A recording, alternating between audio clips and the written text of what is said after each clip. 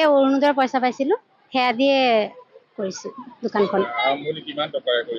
1250 টকা পাইছিলোঁ, তাকে পিছত এইটো অৰুণোদয় পইচাটো আৰু কেইটকামান হাতৰ পৰা মিলাই পেলাই 1500 টকা মিলাই দোকানখন আৰম্ভণি কৰিছিলোঁ।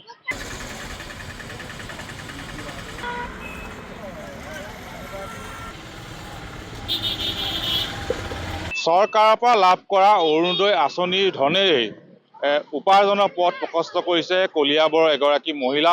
এই মুহূৰ্তত মই দেখুৱাইছোঁ কলিয়াবৰৰ কুৰিতলত এনেদৰে এখন সৰু চাহৰ দোকান দি উপাৰ্জনৰ বাট মুকলি কৰিছে এইগৰাকী মহিলাই। আমি দেখুৱাইছোঁ কুৰিতলৰ ফুটপাথত এনেদৰে চাহ বিস্কুট ঘুগুনি বিক্ৰী কৰি এনেদৰে উপাৰ্জনৰ পথ বাছি লৈছে। আমি মহিলাগৰাকীৰ কাষলৈ যাম। আপোনাৰ নাম? মোৰ নাম শ্ৰী প্ৰিয়সী ৰাজখোৱা। মই কুহিমাৰী গড়খলা। কেতিয়াৰ পৰা ইয়াত আপুনি ব্যৱসায় কৰি আছে? 5-6 মাহ হৈছে। এই অৰুণোদয়ৰ পইচা পাইছিলোঁ, সেয়া দিয়ে কৰিছোঁ দোকানখন। 1250 টকা পাইছিলোঁ, তাকে পিছত এইটো অৰুণোদয় পইচাটো আৰু কেইটকামান হাতৰ পৰা মিলাই পেলাই 1500 টকা মিলাই দোকানখন আৰম্ভণি কৰিছিলোঁ। উপাৰ্জন হাজিৰাটো ওলাইছেগৈ আৰু। মুখ্যমন্ত্ৰীৰ যি আঁচনি আছিলে সেই আঁচনিৰ ধন লাভ কৰি আজি আপুনি ব্যৱসায় কৰিছে, কি ক'ব মুখ্যমন্ত্ৰী কি ক'ব? মইতো ছাৰকতো অশেষ ধন্যবাদ জনাইছোঁ মোৰ অৰুণোদয় দিয়াৰ কাৰণে। মই ল'ৰা ছোৱালীকেইটা ভালকৈ পঢ়িব পাৰিছোঁ দোকানখন দি লৈ পেলাই। দুটা, ল'ৰা এটা ছোৱালী এজনী। ভাড়াঘৰত থাকোঁ কুৰিতলত। এইটোতো চাহ আকৌ ৰুটি এনেকৈ আৰু। আহে বহুত গ্ৰাহকে আহে, লোকেলো আহে আঁতৰৰো আহে, অকলে কৰি আছোঁ।